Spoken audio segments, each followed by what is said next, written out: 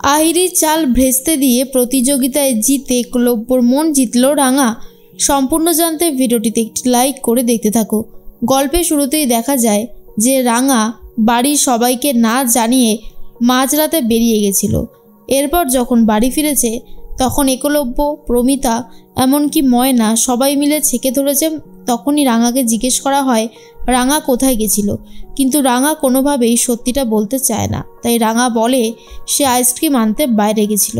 তখন প্রমিতা বলে, আইসক্রিম কিনতে এত রাতে তুই কোথায় গিয়েছিলিস? আমার মন বলছে তুই অন্য কোথাও গিয়েছিলিস রাঙা। কিন্তু রাঙা ভাবে এখন যদি প্রমিতাকে সত্যিটা বলে দেয় তাহলে প্রমিতা অনেক কষ্ট পাবে, অনেক চিন্তা করবে, আর সেই জন্যই কিছুই বলতে চাইছিল না রাঙা। তার মধ্যে একলব্য বলে, তুমি তো জানো এখন তোমার রিস্ক আছে, তাও তুমি এরকম করছো কেন রাঙামতি? তুমি কি একটু আমাদেরকে টেনশন ফ্রি থাকতে দেবে না? রাঙা বলে, উড়ানবাবু তুই আমাকে নিয়ে শুধু শুধু চিন্তা করছিস। এই দেখ আমি তোদের জন্য আইসক্রিম এনেছি, নে এবার আইসক্রিম খাতো। কিন্তু কিছুতেই একলব্য আইসক্রিম খেতে চায় না। তার মধ্যেই প্রমিতা বলে, অনেক রাত হয়েছে, যাও গিয়ে শুয়ে পড়ো, কালকেই তো তোমাকে আবারও কম্পিটিশানে যেতে হবে, এখন আর রাত জাগতে হবে না। এরপর রাঙা বলে, তাহলে আইসক্রিম তোরা কেউ খাবি না? ময়না এসে বলে, আরে আমি খাবো। এই বলেই আইসক্রিমের প্যাকেটটা ধরে নিয়ে চলে যায়। পাঞ্চালি তখন বলে, যা হবার হয়ে গেছে রাঙা, তুই আর লেট করিস না, যা গিয়ে ঘুমিয়ে পড়। এরপর তো তোকে আবারও সকালবেলায় উঠে কম্পিটিশানে যেতে হবে, তোকে কিন্তু কম্পিটিশানে ভালো ফল করতেই হবে, বুঝতে পেরেছিস তো? না হলে মা তারপর ভাইয়া কেউই কিন্তু একদমই খুশি হবে না। এরপর সকাল হতেই রাঙা তো উঠে পড়েছে কম্পিটিশানে যাবে বলে।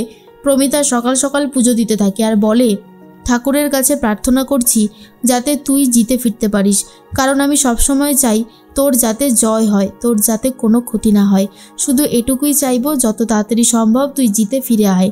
রাঙা তখন বলে, আমি জিতবো, তুই চিন্তা করিস না রে মা, আমি ঠিকই জিতবো, আমি দেখিস কোনোভাবেই হেরে যাব না। এরপরেই ঠাকুরের আশীর্বাদ নিয়ে রাঙা বেরিয়ে পড়ছে। আর তখনই একলব্য বলে, মা তুমি চিন্তা করো না, আমি তো আছি, আমি সবটা সামনে নেব। বৃন্দা রেডি হয়ে গেছে রাঙার খেলা দেখতে যাবে বলে, কিন্তু প্রমিতা বলে, না আজকে আক্কু শুধু যাবে রাঙার সাথে, আর কেউ যাবে না। বৃন্দা তখন বলে, মা আমি রেডি হয়ে গেছি, বুমসোনা ঝুমসোনা ওরাও তো রেডি হয়ে গেছে, আমি যাই না ওদেরকে নিয়ে, কোনো অসুবিধা হবে না। কিন্তু প্রমিতা কোনোভাবেই যেতে দেয় না আর বলে, বললাম তো তোমরা যাবে না, কথা কি কানে যায় না? আক্কু শুধু যাবে, তোমাদের যাওয়ার কোনো দরকার নেই। এরপরেই অন্যদিকে আহিরি ছদ্মবেশ নিয়ে চলে গেছে গাড়ি নিয়ে। তারপরেই নিশাকে পিক আপ করে নেয় আর বলে, নিশা তোমাকে যেই কাজটা বলেছি তুমি পারবে তো?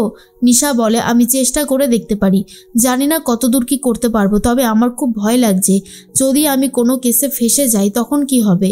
আর এর মধ্যেই আহিরি বলে, কিচ্ছু হবে না, আমি তো বলছি সবটা সামনে নেওয়ার দায়িত্ব আমার, তুমি গাড়িতে বসো।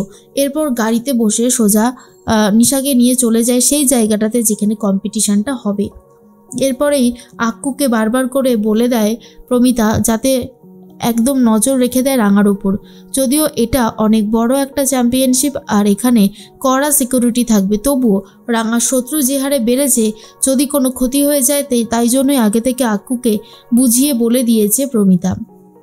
এরপর রাঙা তো বেরিয়ে পড়েছে আর অন্যদিকে একলব্য আর রাঙা পৌঁছেও গেছে। সেখানে গিয়ে একলব্য রাঙাকে বারবার করে বলতে থাকে যে তোমাকে কিন্তু এখানে জিততেই হবে, তোমাকে নিয়ে আমার আর আমার মায়ের অনেক আশা আছে, তুমি অনেক দূর যাবে, অনেক নাম করবে, আমরা ভগবানের কাছে এটাই প্রার্থনা করি।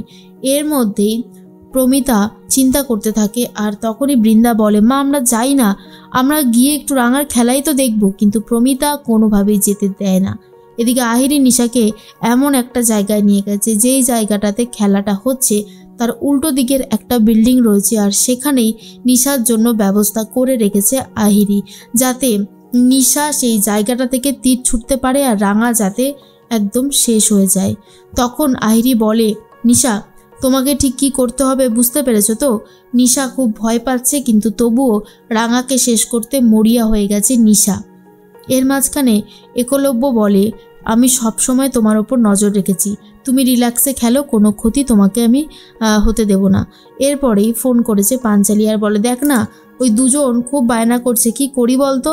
তখন একলব্য বলে, দিভাই তুই ওদেরকে সামলা, এখানে নিয়ে আসার মতন কোনো পরিস্থিতি নেই, আমি এদিকটা সামলে নিচ্ছি। এরপরে খেলা শুরু হয়ে যাচ্ছে আর তখন রাঙা খুব ভয় পাচ্ছে। এটা দেখে একলব্য এগিয়ে এসে কথা বলতে থাকে আর বলে, কি ব্যাপার রাঙামতি, তুমি কি ভয় পাচ্ছ?